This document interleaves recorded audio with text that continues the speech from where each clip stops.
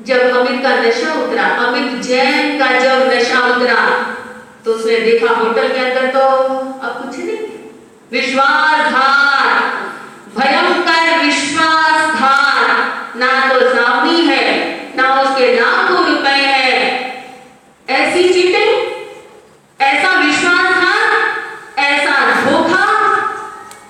लेकिन अब पछताए होत क्या जब, अरे बोल तो दो, छोटा बच्चा किसका है, बस उसको संभालो। अगर कोई छोटा बच्चा नीचे शोर कर रहा है, प्लीज आप जाके बोलो और उसको संभालो, साइलेंस चाहिए। रंगमंच ये जगत है, करम खिलावनहार, नाना रूप बनाए के चेतन खेलनहार। ये संसार असार है, लेश नाइस बेकार, भटका जीव अनादि से पाया दुख अपार। ये सारा संसार एक स्टेज की तरह है, जहाँ तरह तरह के ड्रामा हो रहे हैं, नाटक हो रहे हैं, लेकिन व्यक्ति नाटकों को क्या मान लेता है, रियल मानता है, सच मान लेता है, और बाहर भी चमक दमक पर, चकाचौंध पर, ड्रेस के ऊपर, खूबसूरती के ऊपर उलझ जाता है। लेकिन जो व्यक्ति ज्ञानी है और विवेकी है, जो गुरुओं के सत्संग में आता है, जो गुरुओं के चरणों में आता है, वह व्यक्ति बाहर को भी जानता है और भीतर को भी जानता है। लेकिन वह लड़का अमित, जिसकी माता कभी उसे सत्संग में नहीं लेकर गई, कभी गुरुजनों के पास नहीं लेकर गई, कभी उसे संस्कार नहीं दिए, संस्कार दिए तो ये दिए कि अपने पति से भी छुपाव किया और पति से छुप छुप कर उसे पैसा देती रही, उसे बिगाड़ती रही, उसे कोई संस्कार नहीं दिया। परिणाम क्या हुआ, आज वो लड़का, ना तो उसके पास वो कन्या है जिसके लिए उसने सब कुछ लुटा दिया, और ना वो पैसा है जो उसके पिता ने स्थानक में दान देने के लिए 50 लाख रुपया अलग से रखा था। आज ना इज्जत है, ना माता पिता है, ना वो कन्या है, लुटा पिटा विश्वासघात जिसके साथ हुआ है, आज वो नौ आंसू रो रहा है।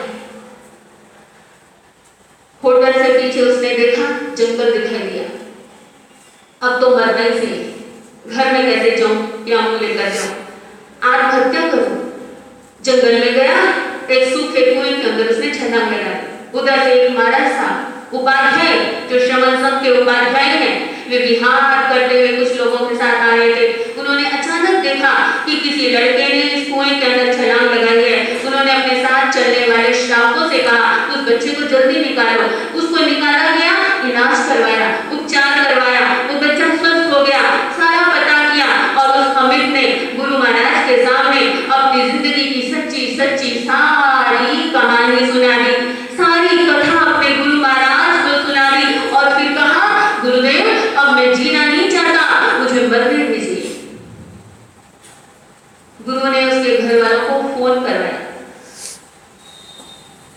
घर के लोग जो परेशान थे, 2 महीने से ढूंढ रहे थे, ये सब आए। संघ के अध्यक्ष महोदय ओसवाल जैन अपने बेटे अमित जैन को देख रहे थे, मां देख रही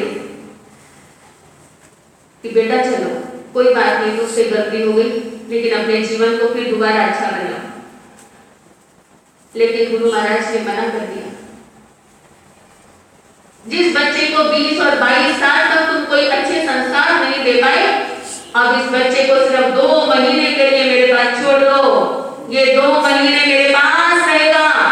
जब ये जैन श्रावक बन जाएगा, तब मैं तुम्हारे साथ जाने की अनुमति प्रदान कर दूंगा।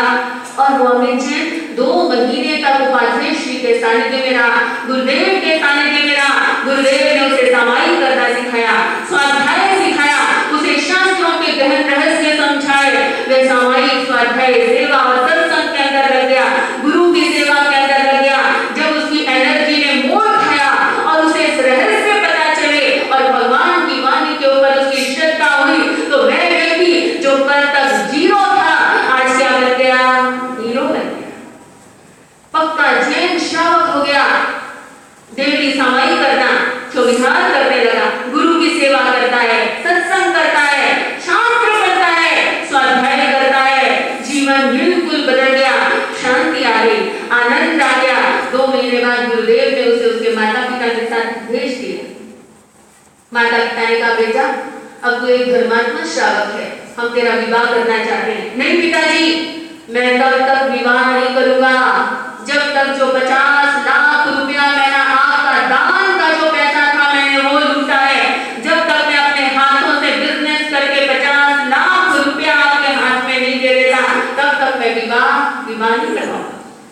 बिजनेस किया, खूब मेहनत की, 50 लाख रुपए से ज्यादा कमा कर अपने पिता के हाथ में रखा। आज वो उदयपुर के पास रहने वाला एक धर्मात्मा श्रावक है,